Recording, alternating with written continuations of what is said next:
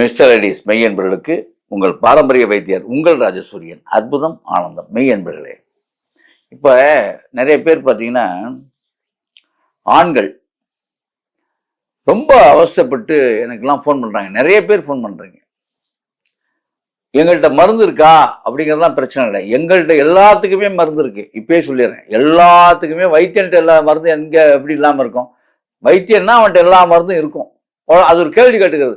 Sir இதுக்கெல்லாம் மருந்து இருக்கா, அதுக்கெல்லாம் மருந்து இருக்கா? அப்படி இல்லை, எல்லாத்துக்கும் மருந்து இருக்கும். நாங்கள் என்ன சொல்றோம், செலவு இல்லாமல் நீங்களே தயார் பண்ணி சிறப்பாக வாழ்ந்துட்டு போங்க அப்படின்னு தான் இதெல்லாம் சொல்லிட்டு இருக்கோம். முடியாதவங்க வாங்க, முடிஞ்சவங்களும் பிரச்சனை இல்லை. சில நோய்கள் இருக்கு, கட்டுப்படாது. சில பேர்த்துக்கு வந்து பூசாரி தேவைப்படும். சில சாமிகளுக்கெல்லாம் பூசாரி இல்லாமல் அங்கே ஆடாது. அந்த மாதிரி மாட்டிக்கும். அந்த மாட்டிக்கிட்டவங்களுக்கு வேற வழி கிடையாது. அங்கே நம்ம போயிட்டு வேப்பிலை எடுத்தான் ஆகணும், வேற வழி கிடையாது. அதுக்கு வந்து அது அப்படித்தான். அதுக்கு தான் நான் என்ன சொல்றேன், ரெண்டே முடிவுக்கு டக்குன்னு வந்துடணும். இந்த வைத்தியத்தில் மட்டும் திங்க் பண்ணிட்டே இருக்கக்கூடாது.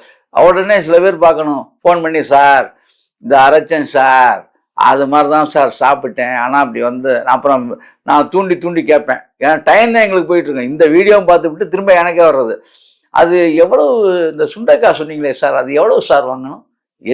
என்னையா ஒரு கேள்வி இது? எத்தனை நாளைக்கு சார் சாப்பிடணும்?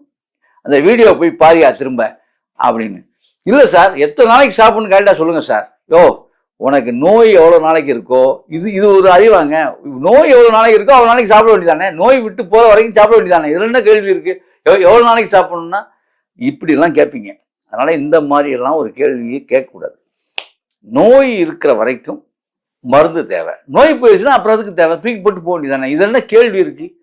சரி, நம்ம சொன்னபடி முறையா இருந்தோமா?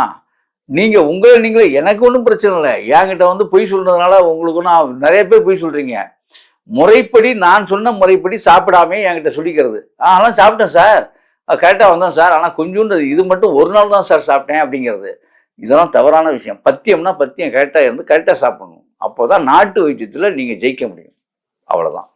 சரி, இப்போ விஷயத்துக்கு வந்துடுறேன். இந்த நிறைய ஃபோன்கள் வருது. பாவமாகவும் பரிதாபமாகவும் இருக்கு, வருத்தமாகவும் இருக்கு. இந்த மாதிரி ஆண்மை கோளாறு, விந்து முந்துது அப்படிங்கிற, விந்து முந்தி போயிடுது, டைம் எடுக்க முடியல, இப்படி சில பேருக்கு வந்து தூக்கத்திலே விந்து ஸ்கலிதம், ஆண்மை உறுப்புகள் மேம்படலை. அதே மாதிரி பெண்களுக்கு அந்த மாதிரி உண்டா, அந்த மாதிரி ஒரு விஷயமே பெருசா இல்லை அப்படின்னு வருத்தப்படுற விஷயங்கள், அதில் நாட்டமே இல்லாத பெண்கள், அல்லது உடல் கூறு வந்து ரொம்ப கவலைக்கிடமா போயிடுறது, மாதவிடாய் குற்றங்கள் ஒரு பக்கம், இந்த மாதிரிலாம் நிறைய ரெண்டு பேத்துக்கு அந்த மாதிரி பிரச்சனைலாம் வந்துட்டு இருக்கோம். இதில் ஹார்மோன் பிரச்சனையாக மாறிடக்கூடாமல் பார்த்துக்கணும், அதான் முக்கியம். இல்லாட்டி அவங்களுடைய நோக்கங்கள்லாம் வேற விதமாக போயிடும். அப்போ இது வந்து ஒரு சிக்கலான ஒரு நோய் தான்.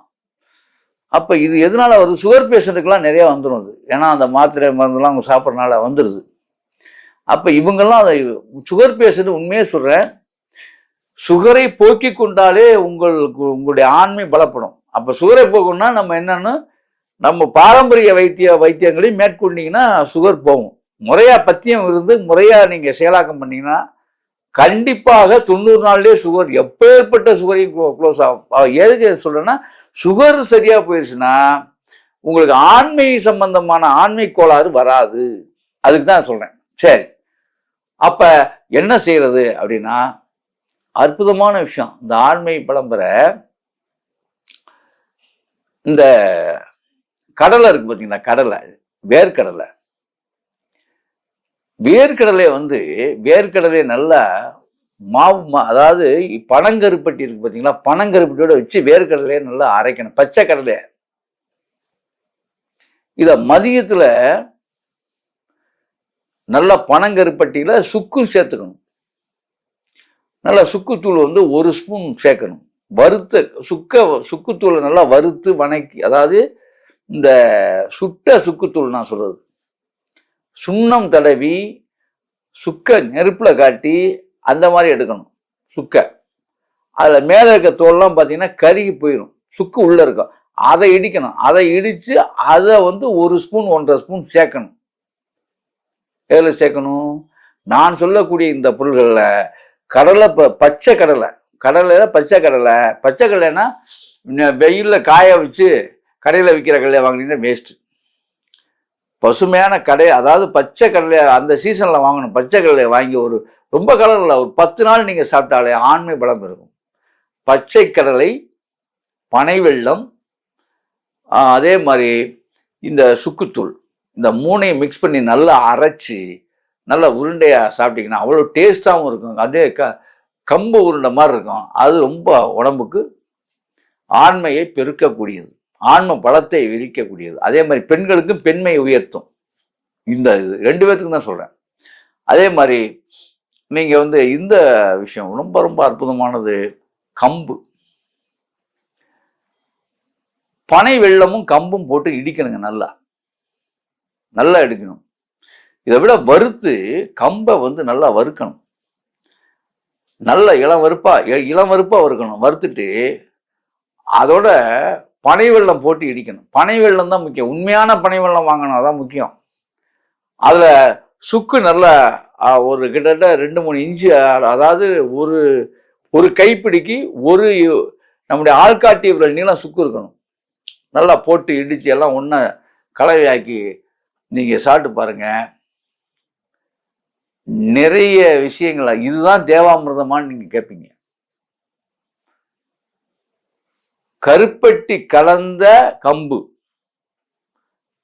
கருப்பட்டி உண்மையான கருப்பட்டியா இருக்கணும். பனை வெல்லம் என்பது கருப்பட்டி.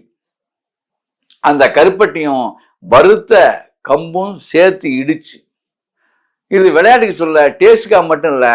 ஒரு ஆண்மகனோ பெண்மகளோ இதை 48 நாள் அவ தொடர்ந்து காலை உணவாக நீங்கள் எடுத்து விட்டால் இந்த உருண்டை அவ்வளோ டேஸ்டாகவும் இருக்கும். வெந்நீர் தான் குடிக்கணும். அப்படி இதை எடுத்துட்டீங்கன்னா இவங்களுக்கு பெண்மை பலப்படும், உங்களுக்கு ஆண்மை பலப்படும். 2 பேருமே குதிரைகளாக நீங்கள் வலம் வருவீர்கள். இதில் எந்த மாற்றம் இல்லை. குதிரைன்னா துள்ளி குதித்து, நான் சொல்றேன், துள்ளி குதித்து ஆனந்த அலையோடு, ஆனந்த அலை பெருகும் உங்களுக்குள்ள.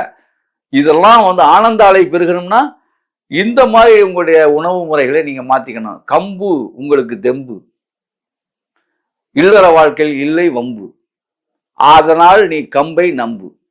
ஆக கம்பு சாப்பிடுவதால் தெம்பு ஏற்படும் என்பது உண்மை. ஆனா நான் சொன்ன மாதிரி காட்டு கம்பு, இதுல 2 விஷயம் இருக்கு. நாட்டு கம்புன்னு சொல்லுவாங்க, காட்டு கம்புன்னு சொல்லுவாங்க. சிறுசா இருக்கும், ரொம்ப சின்னதா இருக்கும். அது இப்போ ரொம்ப ரேர் கிடைக்கிறது. ஆனால் இவங்கெல்லாம் வச்சுருப்பாங்க. அந்த சில இந்த பசுமை கடைகளெல்லாம் கேட்டிங்கன்னா கொடுத்துருவாங்க. அதுதான் நான் சொல்லக்கூடிய மருத்துவ பெண்ணுக்கு ஏற்றது. சரியா? ஆக இதை செய்யலாம். இன்னொரு விஷயம் இருக்கு. இதுக்கு அற்புதமான ஒரு இது இருக்கு. இதுக்கு இந்திரஜாலம்னே சொல்லுவாங்க. இந்திரஜாலம்ங்கிற ஒரு லேகியம் இருக்கு. இதுக்கு பேர் இந்திரஜால லேகியம்னே பேர். அது ஆண்மைக்கும் பெண்மைக்குமே 2 பேர்த்துக்கும் தேவையானது. பெண்மைக்கு பாலூரும், தனம் பெருக்கும். அது மட்டுமல்ல, அவங்களுக்கான அந்த என்ன சொல்றது, அந்த அதாவது பெண்களுடைய உடம்புக்கு போன், அந்த எலும்பு, இதெல்லாம் உறுதிப்படும். அதே மாதிரி ஆண்களுக்கு ஆண் தன்மையும் அந்த ஆண்மை தன்மையும் அது மாதிரி விந்து உற்பத்தியும் சிறப்பா இருக்கும். அப்ப இந்திரஜாலம் என்று அதுக்கு பேர். இது மருத்துவர்களால், இன்னும் சொல்ல போனா பாரம்பரிய மருத்துவர்களால் ராஜாக்கள் காலத்திலும் ராஜாக்களுக்காக அன்றைய காலத்தில் ரகசியமாக தயாரிக்கப்பட்ட ஒரு பொருள். இன்றைக்கு நான் எதுக்காக சொல்ல வரேன்னா, யாம் பெற்ற இன்னும் பெருக வையகம் சொல்லி இந்த இந்திரஜால லேகியமும் தயாரிக்கலாம். அதுக்கு கிட்டத்தட்ட இதெல்லாம் இப்போ இந்த டிவியில் சொன்னோம்னா நீங்கள் தயாரிக்க முடியாது. ஏன் முடியாதுன்னா, ஒரு 27 வகையான காட்டுப்பொருள் தேவைப்படும். அது கடைப்பொருள் அல்ல, காட்டுப்பொருள் தேவைப்படும். அந்த காடுகள்லாம் நீங்கள் ஓடி ஒழுங்கி அதெல்லாம் பண்ண முடியாது. வைத்தியர்களால் தான் அதை உருவாக்க முடியும். அப்படிப்பட்ட இந்திரஜால லேகியமும் நீங்க செஞ்சு சாப்பிடலாம். அதுலேயும் மிக சிறப்பான அற்புதங்கள்லாம் பண்ணலாம். அது மாதிரி நான் இதெல்லாம் ஏன் சொன்னேன்னா, தமிழனுடைய வைத்தியம் இந்த அளவுக்கு தலை நிமிர்ந்து இருக்கு. அதை நம்ம அப்படி பாராமுகமாக நாம் ஒதுக்கி வைத்திருக்கிறோம். இதற்குள்ளெல்லாம் நீங்க வரணும். வருங்கால இளைஞர்கள் இந்த தமிழனுடைய வைத்தியத்துக்குள்ள பாரம்பரியத்துக்குள்ள உங்களுடைய வீரத்தையும் விவேகத்தையும் நிரம்ப அதுல போய் ஆர்ப்பரிச்சு நீங்க காளையாக மின்னி விளிர வேண்டும். அதுக்காக தான் இவ்வளவு விஷயம் நம்ம சொல்றோம். சரியா? ஆகவே அன்பர்களே, இப்படி செய்து அப்படி வாழுங்கள். அற்புதம், ஆனந்தம்.